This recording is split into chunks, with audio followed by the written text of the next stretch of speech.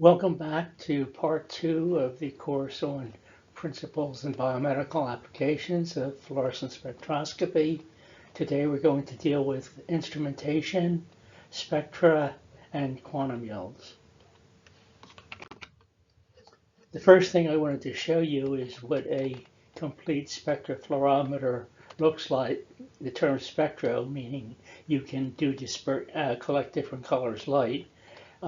You don't normally see these components anymore in modern fluorometers because they've been condensed or hidden. But we'll go over each one of these individually as the lecture moves along. Here is how fluorescence data are typically presented. We call them peak normalized. The emission spectra are recorded and normalized to 1.0. It's a great way to see if there has been a spectral shift in the emission spectra due to the solvent conditions, but it contains no information or the brightness or the quantum yields in different solvents, whether the probes are quenched by water or not. That information is lost when you do the peak normalization.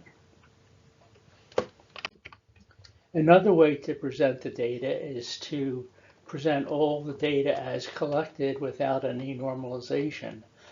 Two examples here, one adding water to a naphthalene with the carbonyl group, and the emission intensity increases to some peak. Another one is having 2AN in a cyclohexane solution and adding ethanol to it, and the emission spectra shifts to the to the red. We'll be talking a lot about solvent effects in a future lecture. What do the highest peaks mean? This means that we've now reached the maximum quantum yield of the fluorophore, so it's 1.0, but these spectra contain no information about the quantum yield. What is the quantum yield? I use that term loosely, but we do have to define it.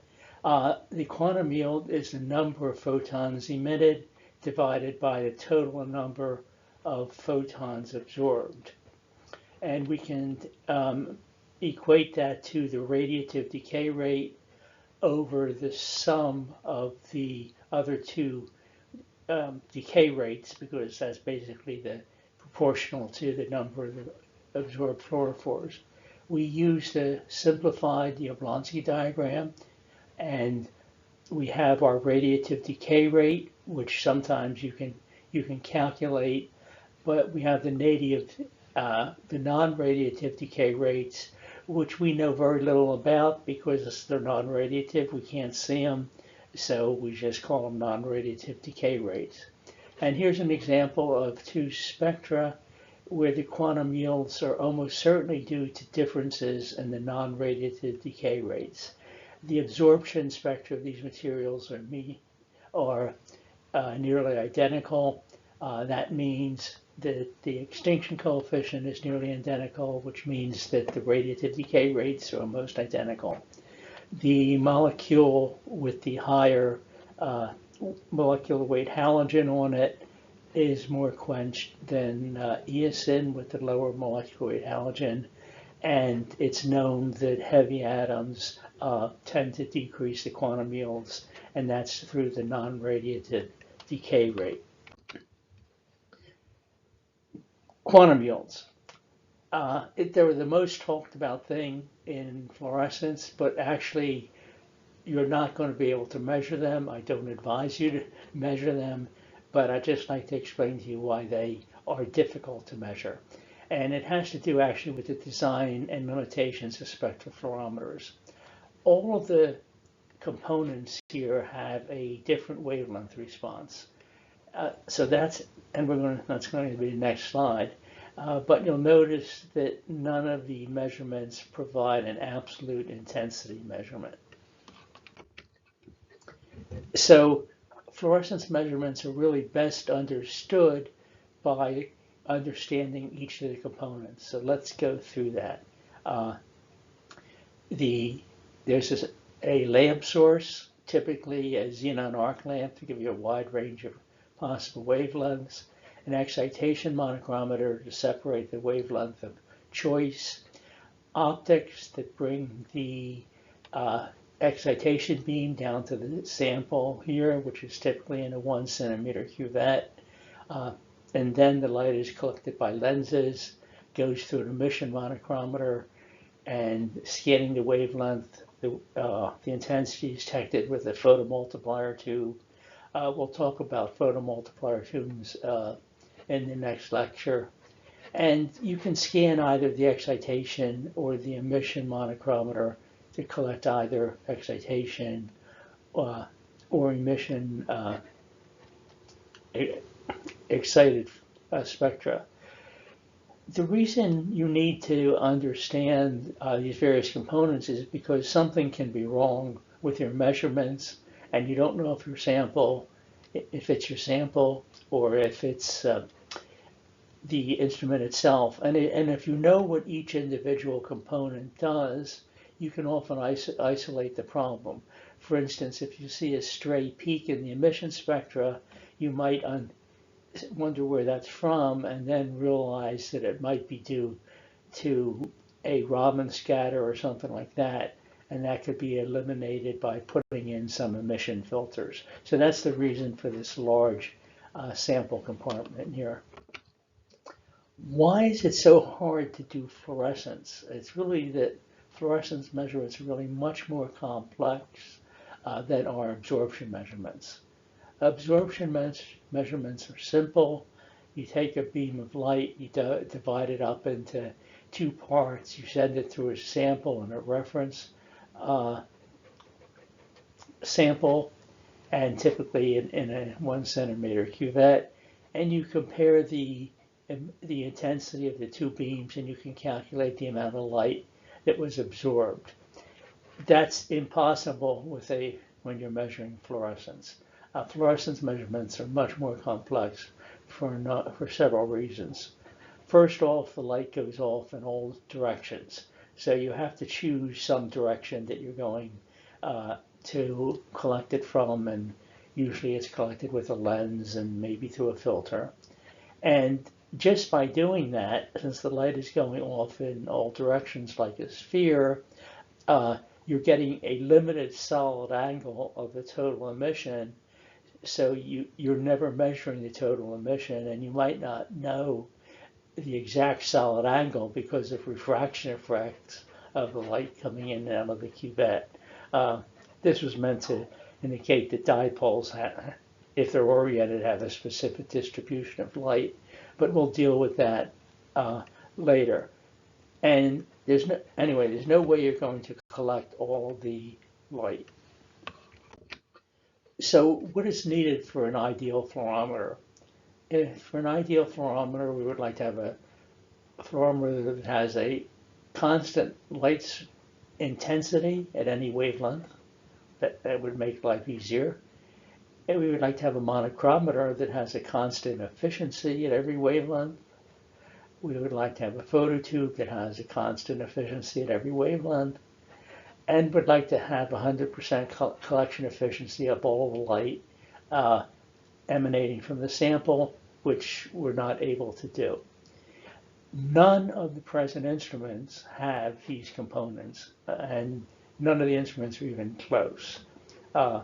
This is just one example, being a xenon arc lamp, which has a very spiky emission spectrum. And I'll just point out the ones around 450 because they'll be important in the next slide. Monochromators, they also have a wavelength dependence. Sometimes it's referred to as the blaze angle. They emit more they diffract the light more efficiently at one wavelength than another. And they're also dependent on the polarization of the light, where they can be more or less efficient. So a monochromator is pretty non-ideal. And then the photomultiplier tubes are very ideal. Notice this is a log scale here. This is the photomultiplier efficiency as a function of wavelength. And as you can see, Actually, there's been great advances in getting longer wavelength sensitive photomultiplier tubes that has helped a great deal in extending the applications of fluorescence. There, we call the spectra that are collected without any corrections the technical emission spectra. And I would advise you to stay with those because some companies have ways of giving you the corrected spectra. But if there's an all software update someday, they might put in different correction factors and you're not going to be able to compare your measurements with previous measurements. So now the emission spectra are relatively smooth to correct.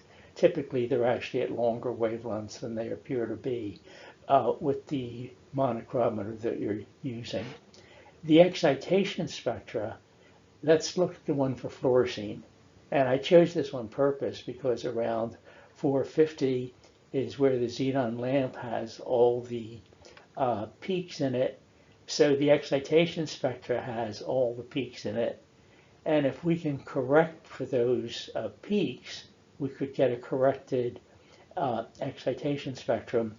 And although I didn't point it out in the spectrofluorometer that I showed the schematic for, and in many other instruments, some of the excitation light is split off and sent to a detector and uses as a corrective factor for any changes in the intensity of the light or any changes due to wavelength shifts.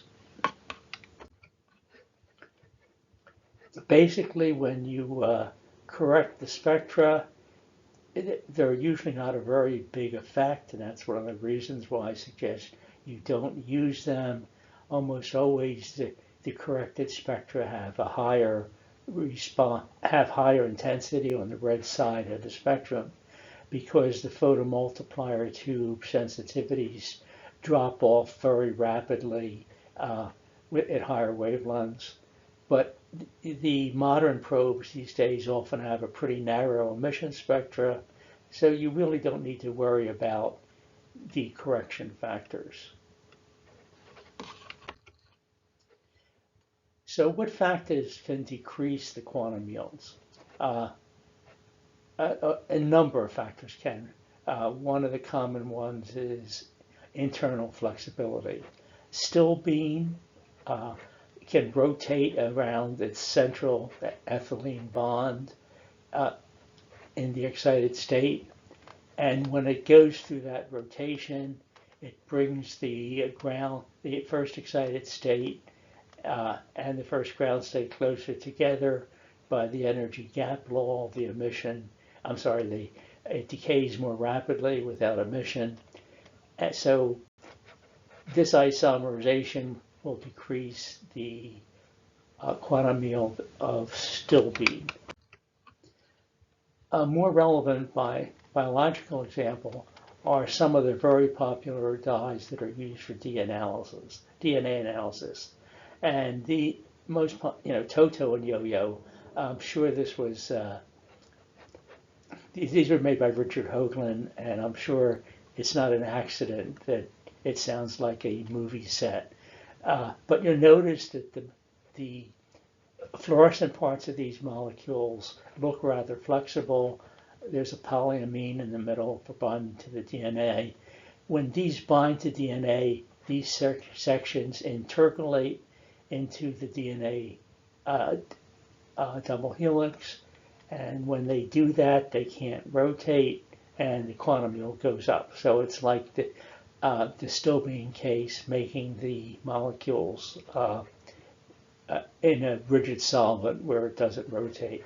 Ethidium bromide doesn't have the effect to the same extent because the chromophore doesn't have the same amount of flexibility, but its emission is also increased when it binds to DNA. Another thing that can affect the quantum yield of the fluorophore is exposure to water. There is a number of fluorophores that behave this way. The most well-known one is TNS, which has an extremely low quantum yield in water, but if you put it in any hydrophobic media like a membrane, or in this case the center of a protein, it also binds to HSA, you find that the quantum yield goes up. But how can you measure it? All you know is that the quantum yield is going up. How can you measure it? Well, as I said, you can't estimate them because you never know the non-radiative part of the decay. So instead of trying to measure the quantum yields, or to put it the other way, you never need to measure the absolute quantum yields. All measurements are performed using something as a reference, and it's typically the sample itself. And I like to show you a couple examples of that. One is yellow fluorescent protein, a mutant that was made that was sensitive to quenching by chloride. What I've plotted here is the peak intensity of the protein versus the concentration of sodium chloride. Well, chloride is the quencher, and you see that they all go down. The way this experiment was done is you just decide that the sample that doesn't have chloride in it, or maybe the sample at the appropriate pH, in case there's a pH dependence, you call that 100 or 1, and you make your measurements without changing any settings of the instrument. And this is an important thing to remember, because some of the modern instruments, they like to fix this for you. So whenever you collect an emission spectra, it will vary the amplification or the gain or some other factor to make the emission spectra have similar intensities. You have to get rid of this option whenever you're collecting data. Don't let the instrument do automatic gain resetting for you. But the important thing to notice is that the quantum yield was never needed for this experiment, because the initial sample was regarded as the reference sample. Another example are wavelength ratiometric probes. In this particular case, as a chloride probe, the normal probe for chloride only changes intensity, changes lifetime too, but it changes intensity in response to quenching by chloride. That's this part of the spectra here. The reference fluorophore, on the other hand, is insensitive to chloride. So when the sample is, when you're adding chloride, it serves as a reference. So once again, you don't need to know the quantum yield. And I can't think of a single place, there's only one place in fluorescence where the quantum yield is used, and that's in energy transfer. And in that case, it's so weakly involved, actually it's a 6th root of the quantum yield, that almost every number tends to 1. So it's insignificant in most of fluorescence, except for the sensitivity that is provided by higher quantum yield fluorophores. Another example of when you don't need a reference, this is a energy transfer experiment, and in order to get the spectra, you want to get the spectra of the donor and the donor plus acceptor, you have to leave all of the instrumental parameters the same, and then you can compare the spectra. If you start messing around with the instrument gain or let the computer do it for you, your data will turn out to be pretty much useless. Now I'd like to speak about some common errors in fluorescence measurements. One of the most common errors in fluorescence measurements is assuming that the fluorescence emission intensity is proportional to the concentration of the fluorophore. This is only true over a very small region of optical densities, maybe up to an optical density of 0.1. After that, for any fluorophore, increasing the optical density results in an intensity that is less than the predicted optical intensity if the intensity were linear independent of the optical density. The reason for this is the optics in the fluorometer is set near the center of the cuvette. That's where you're getting most of your data from. And if there's a high optical density, the light is attenuated on the way in, so you have a decreased excitation intensity. Some of it may be attenuated on the way out, and it's this filtering effect that results in the decrease, the nonlinear increase in fluorescence with concentration. This effect can be quite extreme, and it's a mistake that is often made by novices. A new person, in theory, could arrive in the lab. You give them some experiment to do, and the first thing the individual comes back and says that the material is non-fluorescent. And I would know ahead of time that's not the case. But what happens is that working in a standard 1 centimeter cuvette, if you are looking at the emission at right angles, the emission intensity first rises and then it actually drops, it goes down to 0, because all of the excited fluorescence is localized right at the surface and never seen by the detector. So you can ameliorate these effects to some extent by changing the sample geometry. One of the most common procedures is to change the size of the cuvette or only use the edges of the cuvette to decrease the path length. But these are always stopgap measures. An example of this, which seems like a great idea at first glance, but it doesn't work that well. And so instead of using a 10 millimeter square cuvette, why not use a 1 millimeter square cuvette? Well, that sounds great, but unless you're using tightly focused laser excitation, your incident beam is not going to be only in that 1 millimeter or 2 millimeter square part of the cuvette.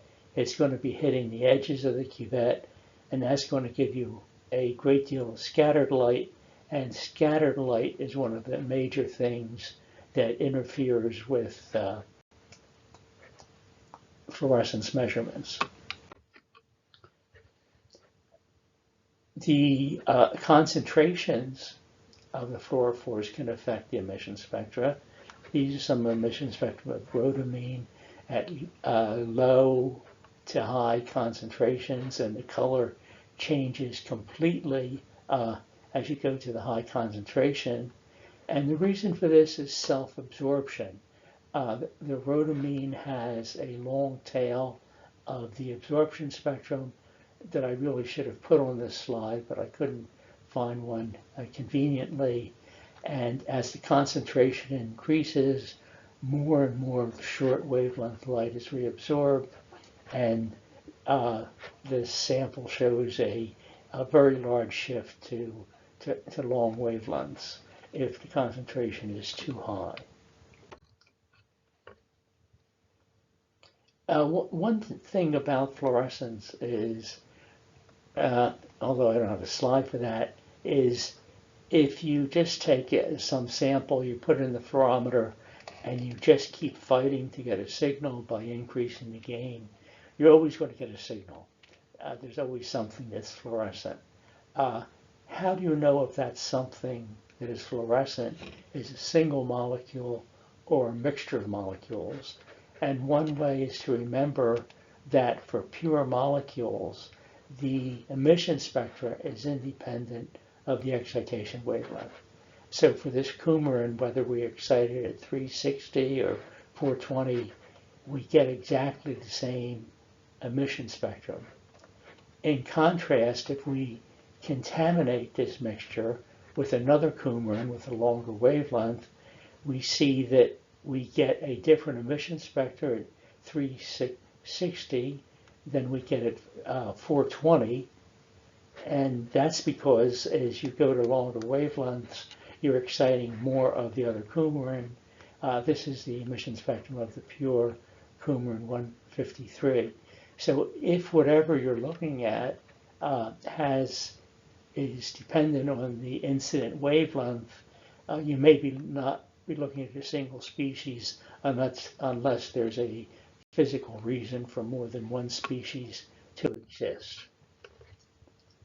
Scattered light, one of the major problems in fluorescence. And this is because a small amount of scattered light can really distort the spectra. Where does the scattered light come from? Part of it comes from the blue skies above us. That's Rayleigh scatter. There's always scatter off of mixtures or the atmosphere or anything else.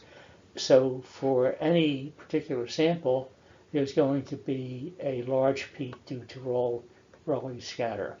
Then there's Raman scatter, where the scattered light has a slightly lower energy than the incident light, and because of that, you have a Raman peak at longer wavelengths, which could interfere with your measurements of the tryptophan. This is why I mentioned the use of optical filters in that schematic of the fluorometer. For example, we could get rid of the parallel polarized scattered light by using one of these filters, a long pass filter, which would absorb everything below 305, and that would pretty much solve the problem. And the same could be done at other longer wavelength fluorophores.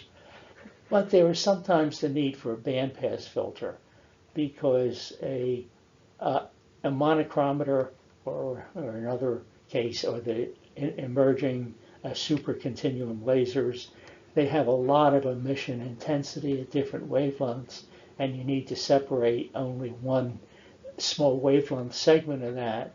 So by using a bandpass filter, it gets rid of other light passing at different wavelengths. And this is how Raman scatter could interfere with your conclusions.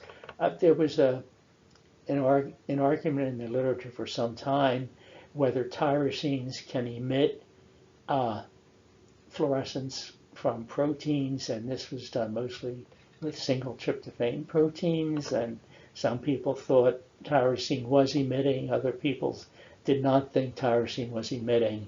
But the main problem was that the Raman peak that I just mentioned appears at longer wavelengths, and it's not all that different from the emission spectrum of the emission maximum of tyrosine. So you might report, if you got a spectra like this one, that there is a tyrosine emission from the protein you're looking at when there is not a tyrosine emission. And that is the end of part 2 and 2A, which was correction factors. And we hope to see you on the next lecture, which will be on time-resolved fluorescence. Thank you very much.